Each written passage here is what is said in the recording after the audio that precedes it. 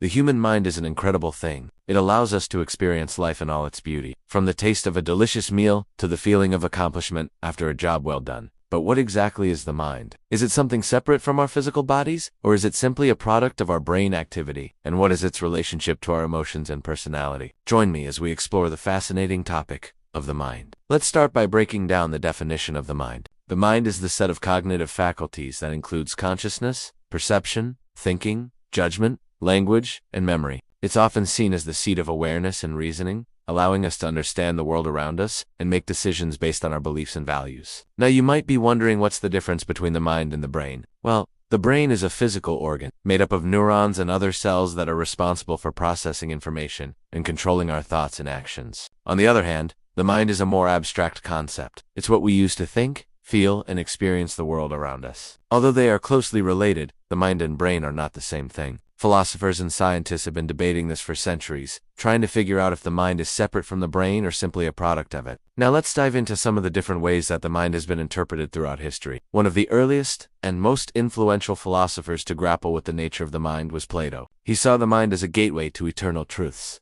a way for humans to access the realm of perfect and unchanging ideas. For Plato, the mind was immortal and could be used to understand the true nature of reality. Another famous philosopher who had a lot to say about the mind was René Descartes. He was a French mathematician and philosopher who lived in the 17th century. He is best known for his contributions to the fields of mathematics and physics, but he also had a lot to say about the mind and its relationship to the body. Descartes is perhaps best known for his philosophical statement, "I think, therefore I am." This statement highlights Descartes' belief that the mind is the most important thing about humans. He believed that the mind is what makes us who we are, and that without it, we would be nothing. According to Descartes, the mind and the body are two separate things. The mind is a non-physical substance that is immortal, while the body is physical and mortal. Descartes believed that the mind and body interact with each other, but he didn't really explain how this interaction happens. This has led to a lot of debate and discussion over the years, and it's still one of the big questions in philosophy and neuroscience today. Despite the ongoing debate, Descartes' ideas have had a huge impact on the way we think about the mind and its relationship to the body. His emphasis on the mind as the most important thing about humans has shaped the way we understand ourselves and our place in the universe. So next time you're thinking about the nature of reality or your place in the cosmos, remember to thank René Descartes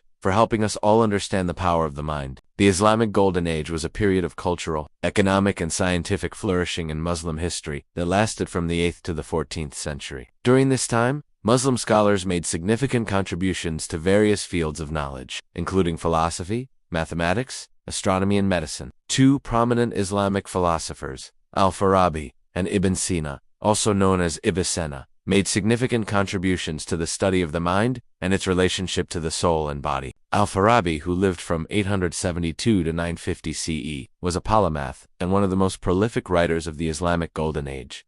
He wrote extensively on a wide range of topics, including metaphysics, ethics, politics, and aesthetics. In his philosophical and political treatises, Al-Farabi discussed the role of the mind in achieving happiness and living a virtuous life. He believed that the mind was the most important faculty of the soul, and that it was through the mind that humans could attain knowledge and understanding of the world around them. According to Al-Farabi, the mind could be used to overcome the lower desires of the soul and achieve a state of tranquility and inner peace. He believed that the purpose of human life was to achieve this state of tranquility by using the mind to understand and contemplate the divine order of the universe. Ibn Sina, who lived from 980 to 1037 CE, was another prominent Islamic philosopher who made significant contributions to the study of the mind. Ibn Sina is best known for his book The Canon of Medicine, which was a comprehensive work on medical science that was used in both Islamic and Western medical schools for centuries. However, he also wrote extensively on philosophy, logic, and theology. In his philosophical works, Ibn Sina explored the relationship between the mind and the soul and the role of the mind in the process of acquiring knowledge. He argued that the mind is the faculty by which the soul is able to perceive and understand the world around it, and that it is through the mind that the soul can acquire knowledge and understanding. Ibn Sina believed that the mind is active and creative and that it plays an essential role in the process of knowing. He rejected the idea that the mind is a passive recipient of information, and argued that it is an active agent that shapes our understanding of the world. Both Al-Farabi and Ibn Sina made significant contributions to the study of the mind during the Islamic Golden Age. Their ideas helped to shape the way that Muslim thinkers understood the relationship between the mind, the soul, and the body, and the role of the mind in the acquisition of knowledge and the pursuit of happiness. Moreover, their works were translated into Latin and Arabic and had a significant influence on medieval European philosophy and science. Okay, Now back to the video. In more recent times, the mind has been the subject of intense study by neuroscientists and psychologists. Neuroscientists seek to understand how brain activity gives rise to mental processes like perception, thinking, and emotion. They use brain imaging techniques like fMRI to study how the mind works and how different mental processes are associated with different brain regions. Psychologists, on the other hand,